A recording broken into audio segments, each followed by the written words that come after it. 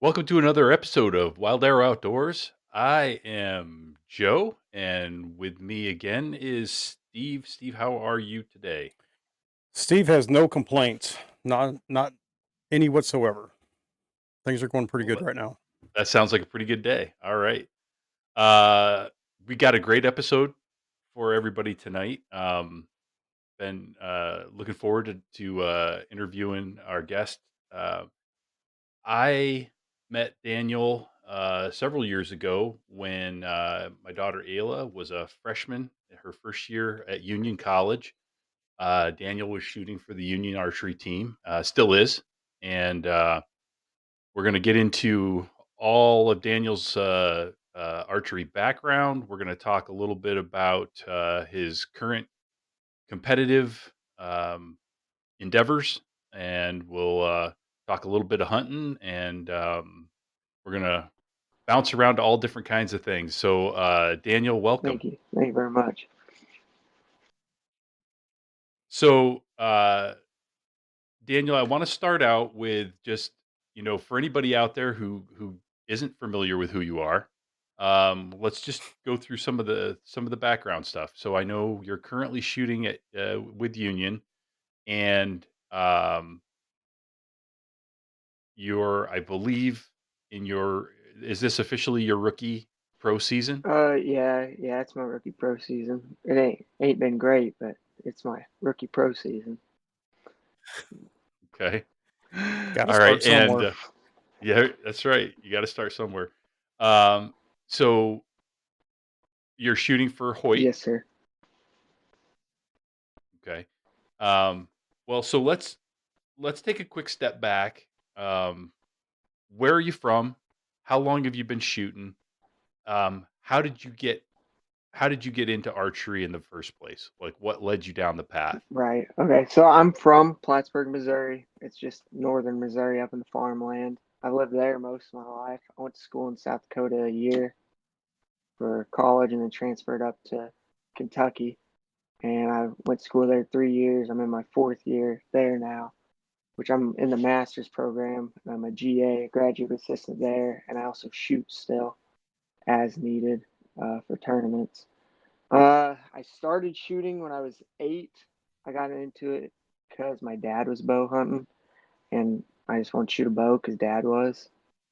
And we were in 4-H at the time, and there was a shooting sports program in 4-H. So I got a bow and I started shooting, and I started competing in 4-H at like 10 yards, I think, on 5 spot.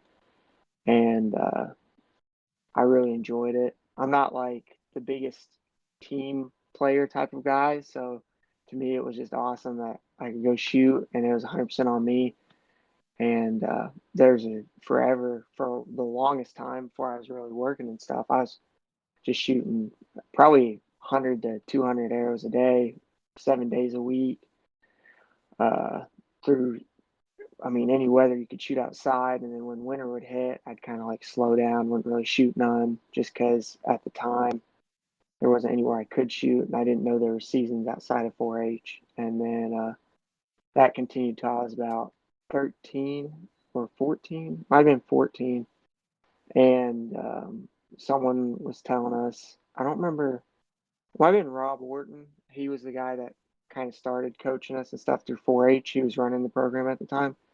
I think he was telling Dad we need to start shooting outside of 4-H, and that's when I started shooting year round. And I went and shot a national event at NFAA, uh, and I ended up winning that in bow hunter class. And I actually shot.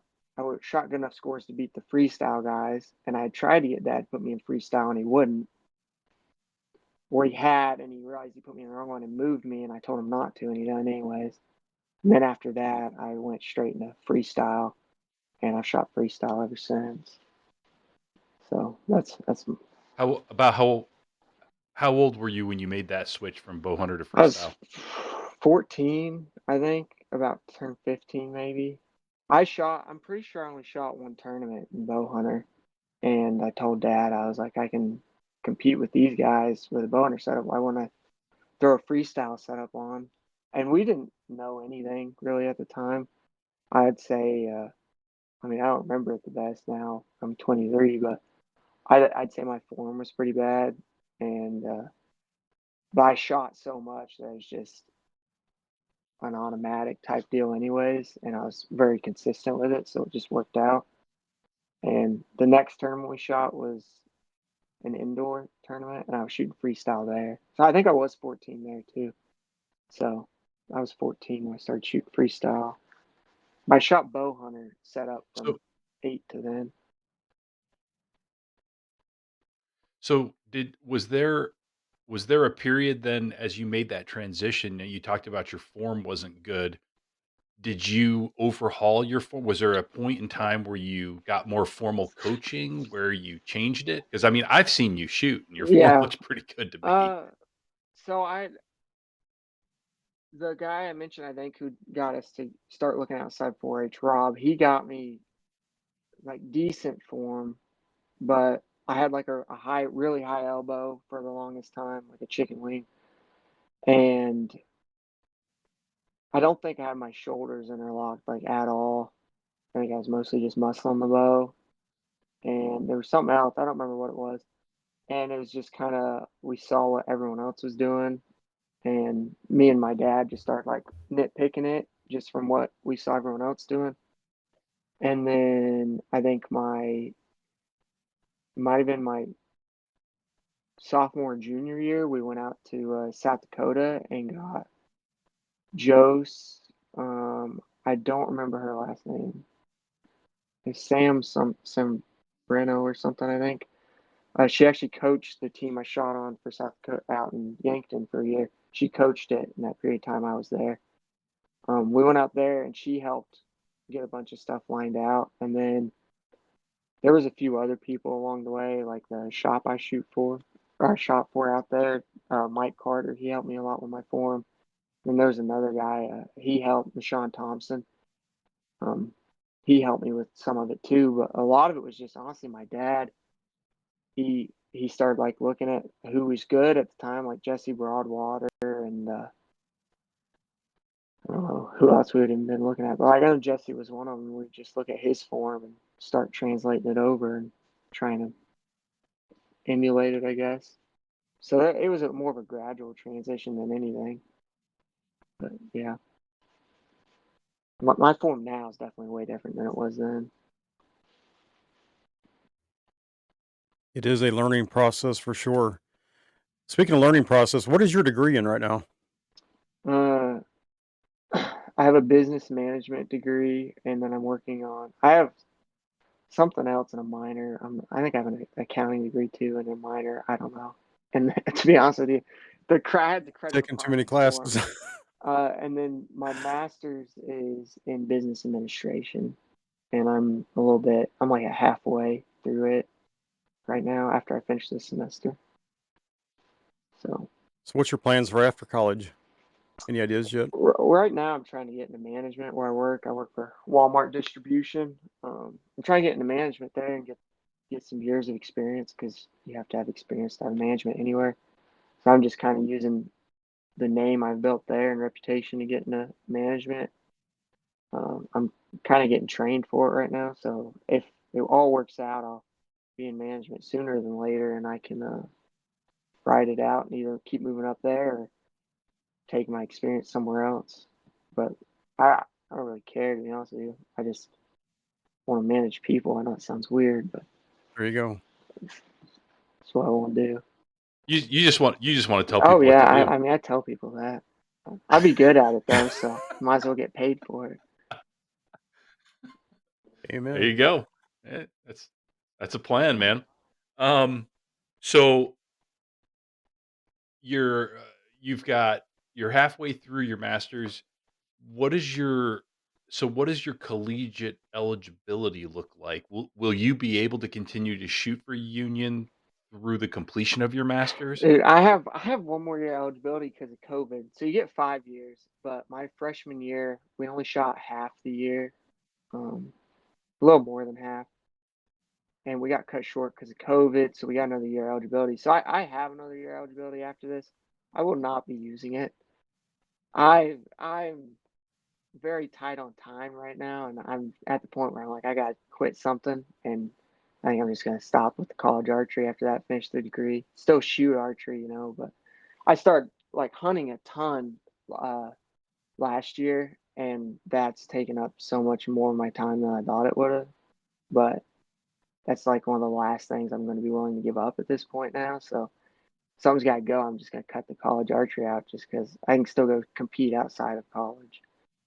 And Yeah. I've had 4.5 years of it. I'll let some other people take whatever positions I've been taking. You know. Yeah. Um, so when you look across the landscape of the professional archery, I guess, options, um, what what is your preference? If you could only shoot one thing, would it be outdoor, indoor, 3D? You have like, what's your favorite? I'm gonna be honest. Probably it'd probably be field, but I haven't shot field in a few years. But that's kind of what I cut my teeth on and like got really good on uh, for a while. I miss shooting it. I just ain't shot it a lot recently. It's nowhere around where I'm at. It'd be some form of outdoor. I wouldn't. I love 3D, but there's not enough arrows. If I had to like knock it down to just one, I wouldn't pick it. So it'd probably be field or FIDA. I like it all. I don't love one more than the other. My favorite would be field though. If I had to cut something right now, it would probably be 3D, honestly, which is weird because I like 3D as much of any Mhm. of it, but it's the time of year where it's just I got other stuff I'm trying to get done. Indoors got the best timing once you're out of school because you're not in school, you're just working. You're not in the middle of any hunting seasons really for indoors. So I would I'd go with FIDA or field FIDA or indoor. I'd cut 3D in a heartbeat. I love shooting it. It's not enough arrows if I had to pick one just for me. Did you? I'm assuming, and I've not shot it myself, but I've heard that the field course there at Yankton is pretty phenomenal. Yeah, I'm guessing that while you were up there, you probably got a chance to shoot the field nationals. yeah, I've shot field nationals. I don't even know how many times I've shot, to be honest with you. I've never actually won that one. I think I've got second a few times. I've got third a ton. I always do something stupid like miss a target because I miss at my sight or something. I lost I lost one year by a point and I missed twice. That wasn't my best moment, Oh, and I got third multiple times with a miss. It's just I do something stupid. And I like at state level or not field nationals. I just never make that mistake, and I don't know why. And it wasn't like a nerves thing. I just wouldn't set my sight. I guess I'd be talking or I don't know, I wasn't paying attention. I do something stupid like that. But yeah, their courses are great. I actually worked out there for a summer with the NFA maintaining them. They're great courses. They do a good job keeping them up. They try and make sure there's targets out there consistently so you can go out and shoot them. I think they have three. It's been a while since I think they have there are three courses that are set up year round and well not year season anything that's not sub-zero temperatures basically, but it's a hunter one's always a hunter range, one's an animal range, and one's a field range. So it's a great place to go out and shoot. You get all three of the aspects of field in. And I like I said, I love it. They got some for how flat it is out there, they got some angled shots and it's just a real pretty range. You gotta manage the wind and stuff because you'll shoot from woods out in the field and it's a good technical range. It's real pretty out there, well laid out. yeah, I've with our local ACA here in North Dakota, we have we run six different events through the course of our season, and we have a field event up here. We shoot up in Minot, and up until well, I guess it was 2 years ago. That was the first time I had ever shot field, and, it's people I had always heard people say, "If you can shoot field, you can shoot anything." And, I'm starting to get that now. Yeah, the field and hunter round, man, it's if you're winning out there, it's no yeah, I would even argue if you're podiuming in like any type of competitive class, it's no joke because you're shooting it's like 100 and I think it's 112 arrows for score, and the field round you're shooting out to 80, and the hunter round it's out to 70, I think. It's no joke because you're shooting 28 targets, you're shooting 4 arrows a target, and you're walking miles uphill, downhill, depending where the ranges are. And it's just a, a game of like who can keep it together the longest and who's also, got that mental game, the aspects of not missetting your sight, checking your arrows, not shooting an arrow with a cracked knock, stuff like that. Watching the wind, watching your walk ups, making sure you're only shooting because there's the technical, like some of the targets you shoot one arrow at 4 different distances and you walk up or you shoot one arrow at different locations on a fan. And if you get caught up and you're not paying attention, you could shoot 2 arrows in one spot and you've shot a miss. So it's definitely it tests like everything, and you're shooting long range, short range. You're shooting a bunny walk up, which is I don't even remember, man. It's been so long I've shot it, Like, but it's like yeah, 35. 15 or 20 feet, Yeah, you something like you that. you Yeah. get in close, and you gotta know what those marks are. And you think like those are the easiest shots, but I've won and lost tournaments off those, got second and third off those targets. I've watched guys that should have won tournaments lose because of stuff like that, and it's definitely it'll round you out as an archer. I would recommend it Yeah, to anybody. that was the thing that I think that was the thing that grabbed me, immediately about the field game was how how much you have to pay attention to every single arrow and every target setup.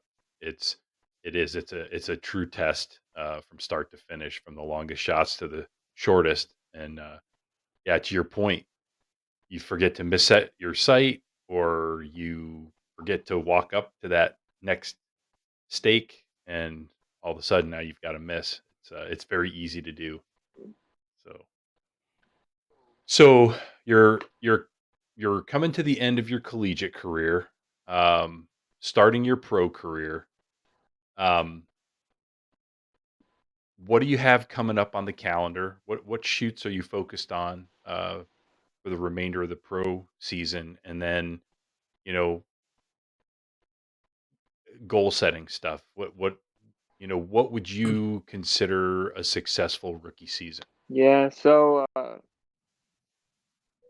the next tournament I have would be our college regionals, which is next weekend. Um, it's a FIDA tournament. I'd like to win that one. I've never won that one. I podiumed a few times, and there's good shooters there. There's really good shooters there every year. So winning that, even though it's just a college tournament, would be a good little bump for because I've been struggling a little this season, balancing work and school and working for the school. So I just now, like the last month or so, actually got my shooting where it needs to be. Uh, I had some physical difficulties that were I'm just now getting kind of lined out. So that'd be a good start, and then after that would be our FIDA Nationals, which I'd like to win that one too. I won it a few years ago, and I got third at it last year. I got close, very close to win it last year, and I just lost a tough match to one of my teammates there at the end. Um, but I'd like to win it again this year. Again, there's really good shooters there. I mean, you have world level archers there. Like Sawyer Sullivan will probably be there at FIDA Nationals, and you have Isaac Sullivan, um, then Austin Taylor, um, and then there's others really good ones there. You know, So winning that's no joke either. And it's just a good confidence boost because if you win it, you're shooting really good. And then after that, I'll have London, ASA, Metropolis, ASA, and then the Classic, which I think's in Coleman this year. And that honestly might be it till indoor season rolls around for me. Um, I just got a lot going on. I got drawn for some hunts, so I've got to save vacation time. I can't really allot no more time to tournaments. So until indoor season, that'll be it. And as far as like success, I only had one good tournament this season, really, and I didn't even really do anything great there. I missed the shoot down at Rumble by a point, and it's just a mental error on my part, and I got a little hurt before that tournament and shot a little hurt, and it kind of compounded. And then I was also struggling a little with my equipment, finding a good setup, and I didn't shoot good. I missed the cut at Lancaster by a point, which was just not good shooting on my part, and then shot bad at Vegas. So honestly, for success, if I can make a shoot down at ASA, I'd be pretty happy. I'd like a podium, honestly, if I get to that point. But for now, I'd say I'll be happy with a shoot down. But I know if I make a shoot down once I get there, I'm going to get after it because I'll be mad if I don't. So just making a shoot down would probably be fine for me, and we'll recoup and get after it for the next indoor season and use this season to grow. So at the Now, and ASA tournaments, are you shooting in the known class Yeah, I'm shooting gnome or unknown? pro. I'm Okay. shooting gnome pro. Yeah, I haven't had a good tournament there yet, but I've been trying to figure out a setup. I like I shoot for Hoyt, and I just signed with them this season, and the bow change is quite a bit different from what I had been shooting, and that mixed with injury I sustained early in the last year and trying to get everything lined out with that. It's just has been a horrible combination of me trying to get things straightened out, and I just mostly at my own fault. No blame to the bows are great. It's just I was struggling with my physical abilities already, and then trying to learn a new setup is just it compounded. I was struggling a lot, but I finally think I got something working. It's pretty good. We'll get tested out this next weekend, but yeah, we'll see. um, and just because I know you and I know the history a little bit, why don't you talk a little bit about the injury that you sustained here? Was that a year and a half It, ago it now? would have been like a year and a few months ago. It would have been a year and 2 months ago. Yeah, about honestly to the date, about a year and 2 months ago. Yeah, so last year was supposed to be my rookie season in pro. I didn't really shoot any indoor tournaments because I was working a lot in school, and I went into the 3D season, and I was getting ready for Foley, and I was shooting good, really good, better than I ever had. And I was getting ready to go to Foley the Monday of Foley with my buddy Austin, and we just started shooting outside that day, and I just built a new dozen arrows, and I'd shot like four of them, and I had two in the upper, two in the lower, and I was like, I told him I was like, and they're both all four of them are like low half 12, and I was like, I think I just need to bump my indicator on my needle, and I'm gonna be good. I shot my next one, and it sounded like my bow dry fired, and I thought I saw the arrow going down range. Turns out I only saw half the arrow going down range. And I looked over at him, and I was kind of like, I don't know. And he's looking at me, and I looked up at my bow and looked down, and everything looked fine. And I was like, why is my arm hurting? I look over at Austin. He just looks like kind of shocked. And I look down because my arm was hurting, and I have half arrow stuck in my wrist. And I was kind of like, okay. And I looked down, I was like, there's an arrow in my arm. And he's like, yeah. He's like, what do we do? And I was like, well, I guess we go to the hospital. Put my bow, I don't know why I was so calm. I put my bow pot on, set the bow down. And I don't know what, I was in shock, I guess. I pulled the arrow out. I don't know why I done that. I started bleeding like profusely. And I pulled my shooter towel off and wrapped it up as tight as I get it and cinched it. Started walking to the truck, and I just turned and looked down. I was like, I'm gonna pass out. And I'm not squeamish enough. I'd lost that much blood. I could feel I was lightheaded. And I wake up and we're on the way to the hospital. And my buddy's truck, my one of my shoes is sitting on the dash. It fallen off apparently. And I hear him on the phone with my dad. So the arrow had ended up, for some reason, it had shattered in the label area when I shot, and the back half of the arrow had stayed on the string, and it just drove it into my arm all the way up to the joint, which is what had stopped it. So we went to the ER, and they honestly done a hack job on me. Gave me some horrible advice. No, they flat told me like they pulled out a bunch of the carbon and then just sewed it up, and they're like, we think you're gonna be fine. Give it a week and then maybe go see a specialist. I should have just, I don't know why I didn't, but so we went to Foley. I didn't shoot, but we went to Foley, and it got worse. Like it was bad. So I went to a specialist when I got back, and he saw it and he was instantly like, yeah, you're gonna have to have surgery. So they opened it back up, and I'd had a severed tendon, nerve, and I had a severed uh, artery or something in there, and it sheared off part of my wrist bone. So they pulled as much of like everything they could out, rebuilt everything, and put me in physical therapy and gave me a timeline to shoot. I hit physical therapy like hard, very hard, as hard as I like, and my mom could vouch for this, and my therapist even said that like I made a way better recovery than they thought I would. Like I was nonstop with my physical therapy, and I didn't shoot until they told me I could.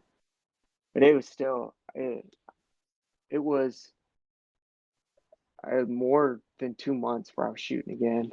That was just tough. I remember like I thought, because I was somewhat delusional at the time when I was going in there, that he was going to tell me, you're going to be fine. Just give it a few weeks. You'll be back on it. And then I got in there, and he told me, he's like, we're going to have to open that up. He's like, you're going to be another 3 months. He said, you're going to have surgery. He said, you might not regain full use of the hand. He told me, he's like, there's a good chance you do, but there's a chance you don't. But he's flat out like, if we don't do this now, that hand's not going to be usable. And to me, like, that was just, I was devastated because that was supposed to be like the start of my pro season. And I was shooting good. And suddenly I was like realizing maybe I won't be able to shoot again, or maybe I won't even shoot where I was. So that was kind of a rough lick for a little while. And then I kind of got over feeling sorry for myself. I only felt sorry for myself for like 40 minutes. I know I may sound like way longer than that, but I was kind of like, oh, well, we'll figure it out. Called mom. I was like, y'all got to come down here. I'm having surgery. And my coach, he's the one that took me out there. Bless his soul. He got to sit there the whole time through my surgery and put up with me and all that. But so I went through a quicker road to recovery than they said I would. I got cleared to shoot a few weeks after what would be today. And yeah, just got back after it again. Switched arrows. I ain't touched those. I ain't touched that arrow since. I won't. I'm not gonna say what arrows it was. I don't know if Well, that was. let me ask you something. So, do you think it was a flaw in the arrow itself, or do you think it was a arrow that had gotten damaged from shooting another arrow making contact with it, or I what do you think so I was the know problem? for a fact it hadn't been damaged by shooting because I built them the night before, And I'd shot like the same dozen of the same type all before that, and I'd had to build those because I was only down like 7, which is a lot still, but it's better to have them. So I know it wasn't damaged from shooting. I don't know if it was a manufacturing error or if, like, even in shipping, a box could have fallen on it and just dented the carbon, and I didn't realize it. And that's why, like, I'm not gonna say whose it was or whatever, but because of what happened, I can't shoot those arrows. It's just mentally, it tweaks me out a little. I shot somebody's bow a few weeks ago, and they like handed me their arrow, and it was one of them, and I was like, I'll just shoot one of mine through it because it was a comparable arrow, and they're like, yeah, that's fine. It's just like I just hate looking at that label on that bow just because of what happened. But I don't, because it doesn't happen all the time. I'd say something happened in shipping, or and even like something could have happened between me building the arrow and shooting it that day. So there's no telling. But there's definitely a weak So weak is spot, there a weak spot in that label where it happened. yeah. Is there a lesson for everybody that's Yeah, hearing this I would check podcast? your arrows. I check mine religiously now. Like every single one of them, I'll look at up and down. I'm flexing it. I'll pull it out. Like I've had people say something about it. Like I'll put my quiver on and shoot, and I pull out my arrows and I just start flexing them one at a time. And now it's just like a habit, but it started from that, you know. So I would always I check I your had an arrows. yeah, I had an arrow blow up on me one time, and thank God it missed my hand, but it Yeah, it broke into 3 pieces, and I kinda learned from that myself that every arrow before well, as soon as I pull it out of a target, I've always flex them, just make sure there's no problems with it, and I've had 2 of them since then that I've given 'em a little bit of bend, and you hear yeah. crack, and I'm like, "Oh my gosh, I am so thankful that I checked these." But Yeah. yeah, I'm not saying yours was preventable, but there's a lot of times that that is a preventable problem. And the one that I Yeah, had blow up on me, it was just my stupidity. We was shooting an indoor 3D tournament, and I just didn't check it. And yeah. At the end of the day, regardless of whose arrows you're shooting and how tough they say they are, they aren't. It's carbon. Something happens to yep. it, it's gonna fail. You should just check that stuff. Man, that was. So, what is your prognosis now with the injury? Are you Oh yeah, good to I've go? got full function. It's actually, I would argue it's a little stronger than my right hand now, just from all the physical therapy.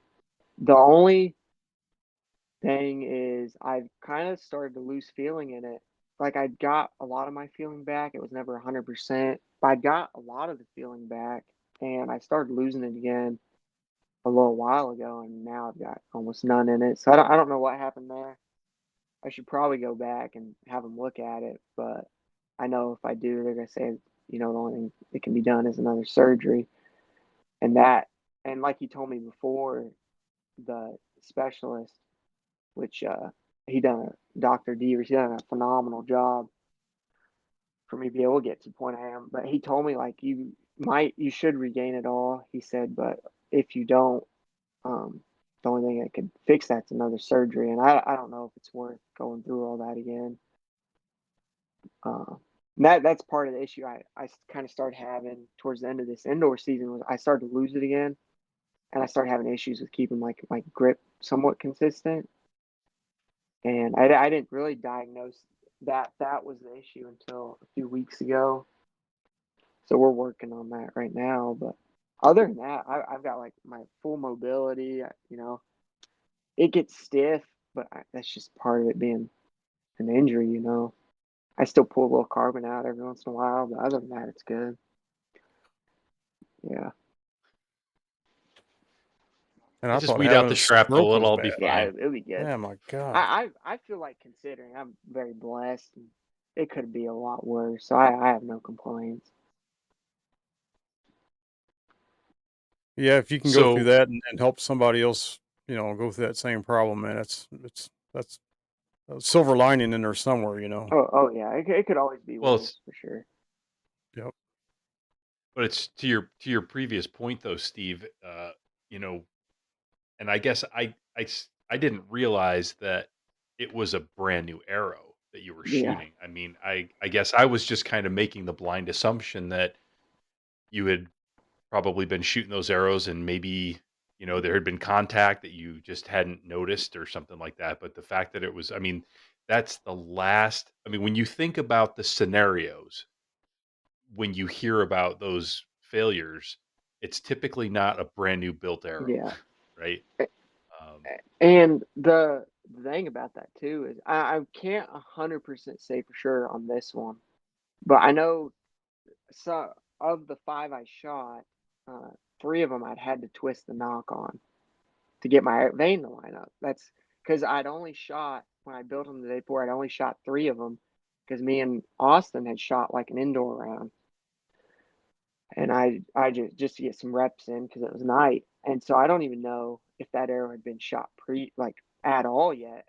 Because if it had, it just been shot in the one spot with no other arrows in it for a Vegas round. But I know of the five I shot, like the four and the one that exploded, three of them I'd had to twist the knock on, and I can't remember if I had on that one or not. But yeah, I Scary. hadn't shot any of them really, just three, and not in any way that should cause damage. yep. So Well, amazing that, to your point, I mean, it could always be worse, but I think it's also amazing how how you've been able to recover and come back and get back to a point where you're comfortable jumping into your rookie season. And despite the fact that maybe it's not off to the start that you had hoped, in a lot of ways, um, I guess you're fortunate that you're still able to shoot at a very high level, oh oh with oh that yeah, with that kind of yeah, injury. and that was the thing. I got released. The timeline for it was I was gonna get released like a week before FIDA Nationals, and I ended up getting released like 2 weeks before, or it might have been 3 weeks before. I didn't practice a lot, and I remember I started shooting and it was rough. Like it was bad. I shot for like a week, and I remember telling Dad I was like, "This don't get better soon. I ain't doing this." And I had like this trimmer, and my wrist would get locked up sometimes, and like I'd have to break it loose. Like it'd be doing this and it'd just crack. And like Landon Standish talks about, he'll tell people this all the time, and I just think it's funny. But like I showed up to FIDA Nationals out there, and I was shooting like a match or something, and he was watching me shoot it, and I got to full draw, and I realized it was locked. And at that point, my endurance was just so atrocious from where I hadn't been shooting that I hated letting down because letting down drains you more than shooting does.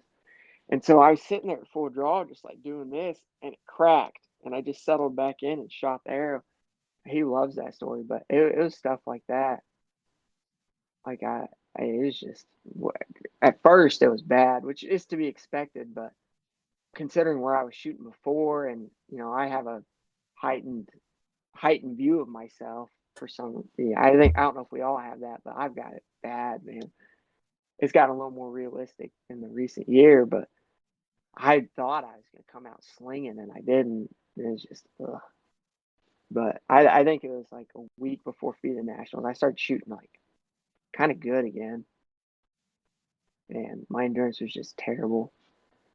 So I was kind of like, well, we'll shoot it and we'll give her a run. I kind of went out there with a chip because I knew a lot of people were probably a lot of people that knew who I was when they saw I was out there were gonna kind of be like watching to see if I could actually still shoot, and even people that weren't there, I wanted to be able to show I could still shoot. So I put a lot of pressure on myself to get back to it quickly, and I did, but it was just a lot of shooting, being miserable, sucking, shooting the worse than I could ever remember shooting for a while. I was, Well, as you reflect on that, hindsight being 2020, if you could, if the injury happened today, knowing what you know, what would you do different? From what I did before, I mean, not much, honestly. I feel like I done it like I should have. Um, there were a few.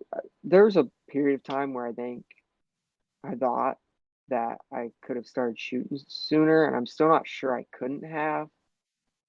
But there is also a chance it would have hurt me. So I honestly, I don't think there's much. I guess this is gonna sound horrible, and I don't know, but when I started shooting, I was executing. Again, when I started shooting, I was executing, and I realized like I got to FIDA nationals, and I was shooting qualification. I shot qualification executing, and I knew I wasn't going to be able to win executing. Execute. I'm going to say executing with air quotes, like what people consider executing, like breaking a clean shot. And I went into matches, and I was trying to execute, and I almost got beat the first match. And I decided I was going to start punching. And the only thing I would change, I know it sounds horrible to a lot of people, I would have just started punching right off the bat because I would have like straight out of it day one back into shooting. I would have started punching because it would have saved me a lot of mental agony. I think I would have been able to shoot more arrows too because executing it wore me out because I wasn't holding good, so it was taking longer for my shots to break, and it was just I I would get like 30 to 40 arrows in, and I was just destroyed physically. And it was like that for a while. And it was, I think I would start punching. I think it would have made me, allowed me to get higher arrow counts in more effectively. And and then, after I kind of got my endurance back, I quit punching for a while and was executing. And and I kind of flip flop, trying to decide what I want to do. And I kind of decided a few weeks ago I was going to go back to punching. It's 100% of the time, but I know some people, that sounds awful, but for me, that's executing. Hey, if I do it the same every time, that's executing. Uh, and like I said, at FIDA Nationals, I realized during qualification, I was like, I'm not going to be able to win this tournament executing. I didn't seed horrible. I seeded like fifth or sixth. Might have been seventh. I don't know. I shot a 695, I think. So I was 5 points off what is really good there. And like I said, I almost lost my first match, and I was like, "Yeah, I ain't doing this. I ain't going out like this." And I started punching, and then I just carried that for a while until I got my endurance back, and I went back to executing. Um, but no, I guess that'd be the only thing I'd It change. I'd probably just start punching right off the it bat. is a good feeling when you come back from an injury or something like that, and you beat people that are perfectly healthy. Yeah, yeah, and I'm super competitive, so I came in there rolling basically on a handicap, and I refused to see it that way.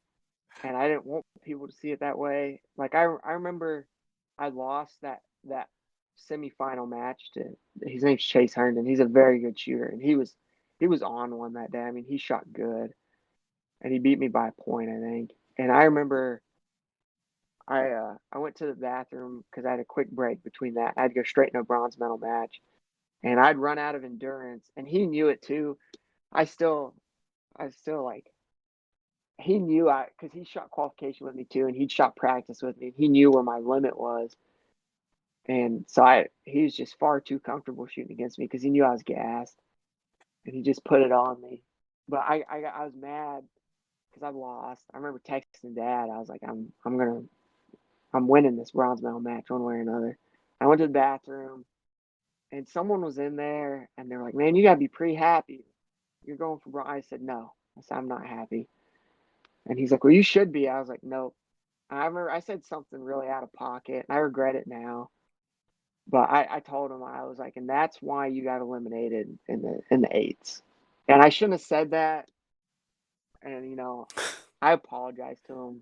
I think the next day for it, but I was just pissed at that point because I didn't want to be seen as shooting with a handicap, or I wanted to prove that. But I was in bad shape that tournament.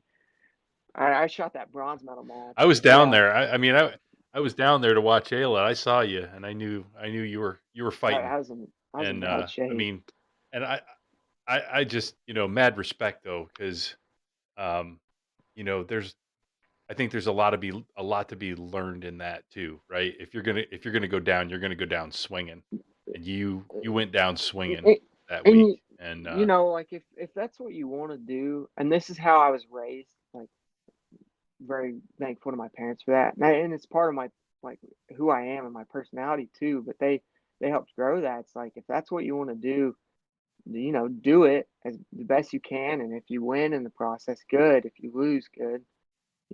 Take it in stride either way. Don't treat anybody any different.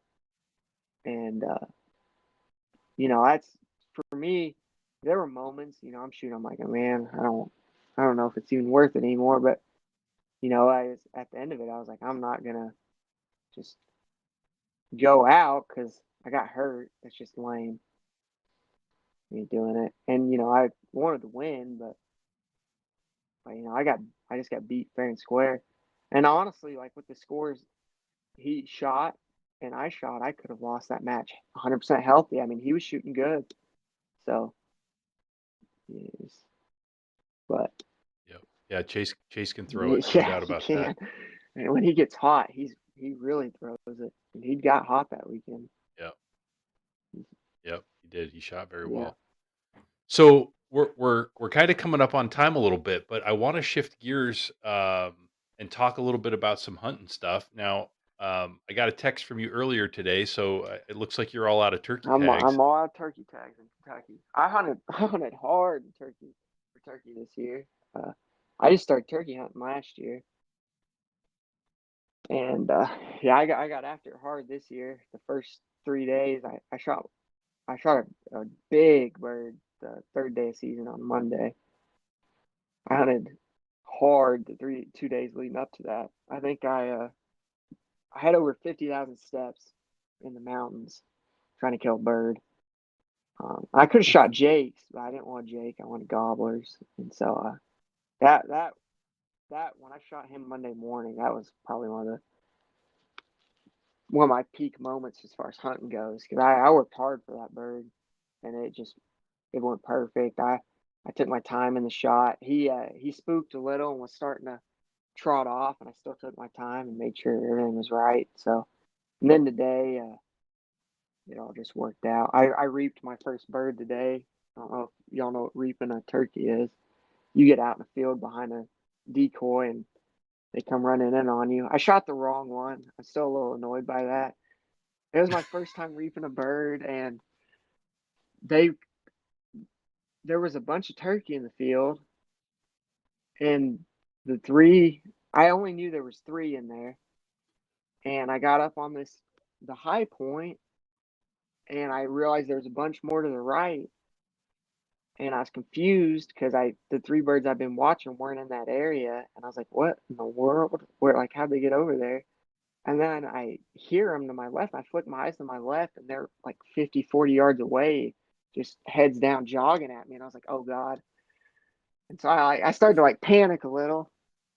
I stuck the decoy down and started to get like situated, and the decoy got hit by, I guess the wind started to fall forward, so I leaned forward and was looking down and pushing it back in, and I looked up and they were like nine yards away. I was like, "Oh God!"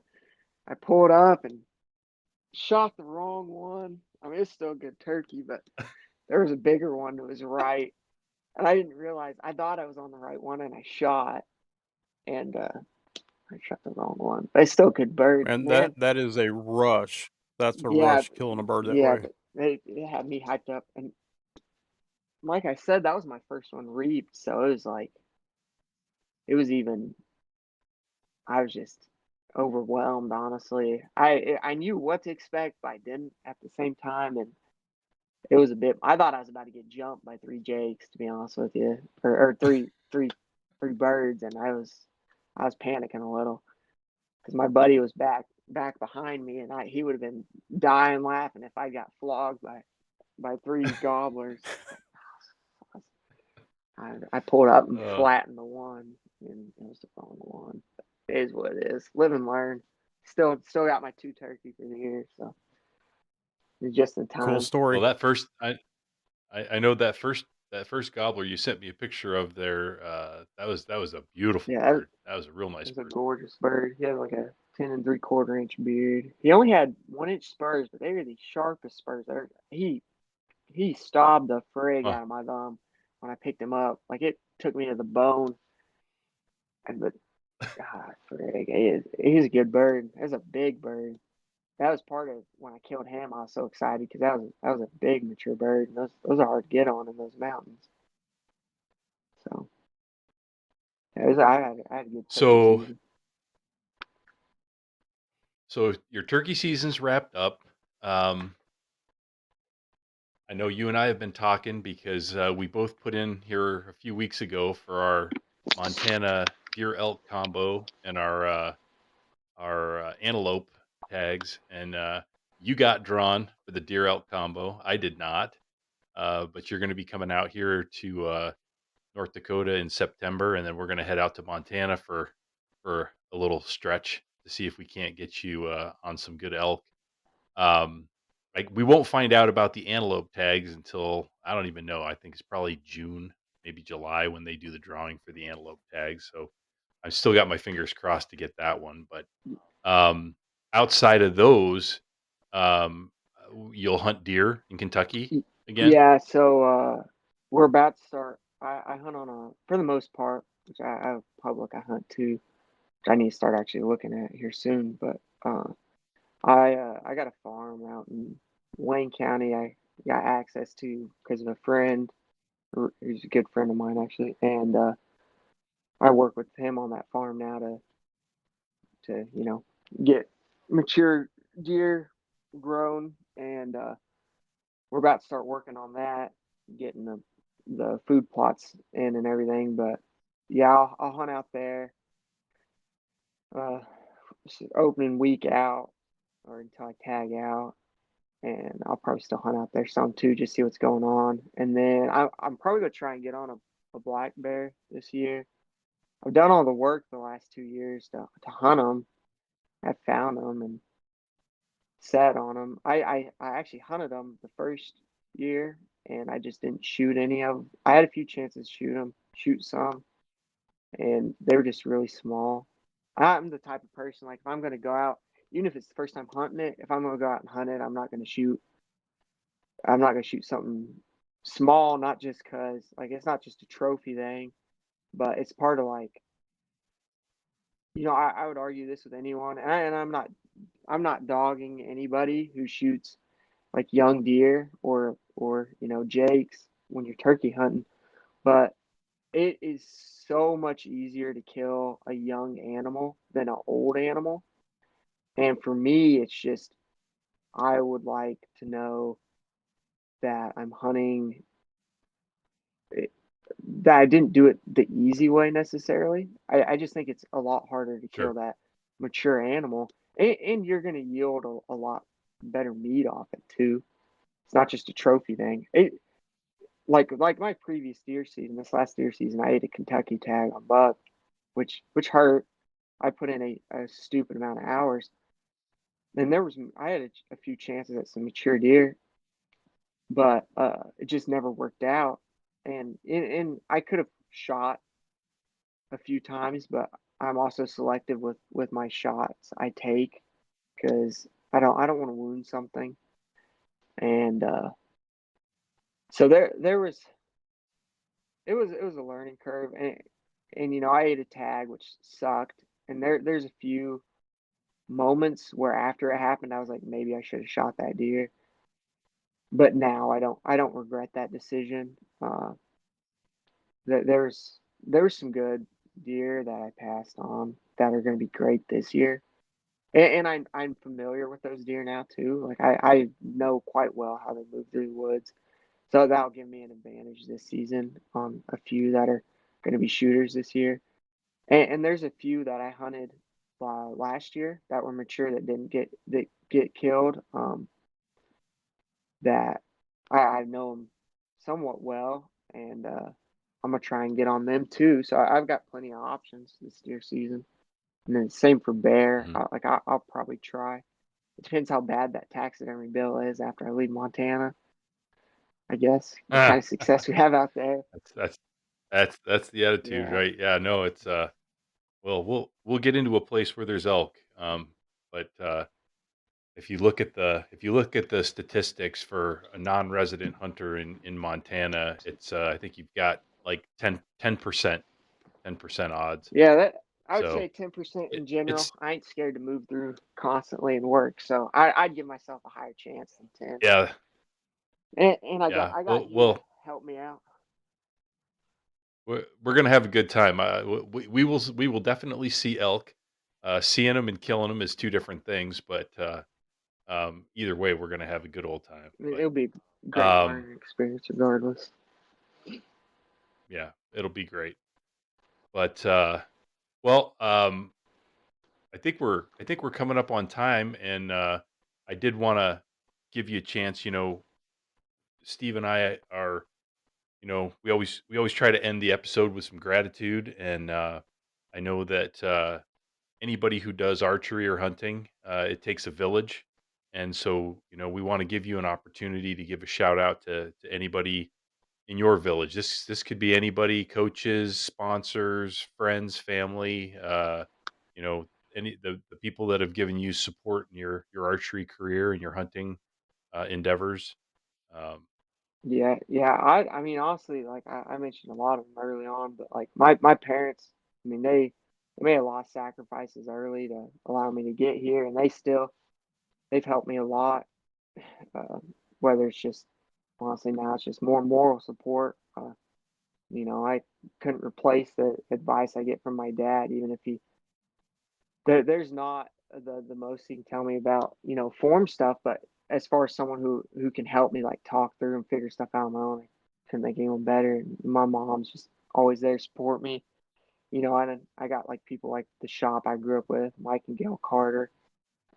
They're great people. I wouldn't be here without them. And like I said, Rob Orton, which I don't even know. I ain't talked to him or seen him in forever, but people like that. And, good friend Landon Standish, who you're familiar with, great guy. Austin Taylor, T. Sanchez. I might have died in that field bleeding out if those two hadn't got me to the hospital. And yeah, Gason Young, that's the guy I hunt with a lot now. He's teaching me a lot. I was out there with him hunting turkeys. And any and all my sponsors that carried me in this year. I mean, I'm a risk at the moment. There's a chance I don't have a yield considering what I was coming out of, and they took a chance on me, so I appreciate that. Hoyt and Tack Baines, True Ball Excel, Firewire out of Canada for bowstrings. Um, that's it. I ain't signed no other contracts than that this year, but they picked me up this year and they're riding it out with me. So we'll see if we can't get something done for them. That's about it. That's the people I got. I'm thankful for. I'm sure there's a lot more. I'm sorry if I didn't mention them and you hear this, but everybody who's been there along with well, me, you know who you are. I appreciate it. well, I have a feeling this will be the first of probably multiple sessions that we have with you because we'll definitely want to get back together after we get done with our elk hunt and hash through some of that stuff. So, Hopefully we have a if harvest to talk about. And if not, we'll have some good stories. yeah, exactly right. But no, we really appreciate you taking the time tonight, and looking forward to getting together with you here later this fall and or late summer, early fall, I guess, and chasing some elk and deer and whatever else we can get tags for. Appreciate it, guys. Thank you for having me. Hey, Daniel, do you have any social media stuff you want to throw out there for anybody to follow you or anything? Yeah, I got my Instagram. You can look up my name, Daniel Carlton, or it's D Carlton 01, and then I have a Facebook. It's just my name, Daniel Carlton. Other than that, that's all I got as far as social media goes. I just have it for archery too, to be honest with you. I wouldn't have it if the sponsors didn't want me to have it. There you go. Well, man, we really appreciate you taking some time and hanging out with us. Yep. Thanks for having me. And good luck on that wrist, man. Thank you.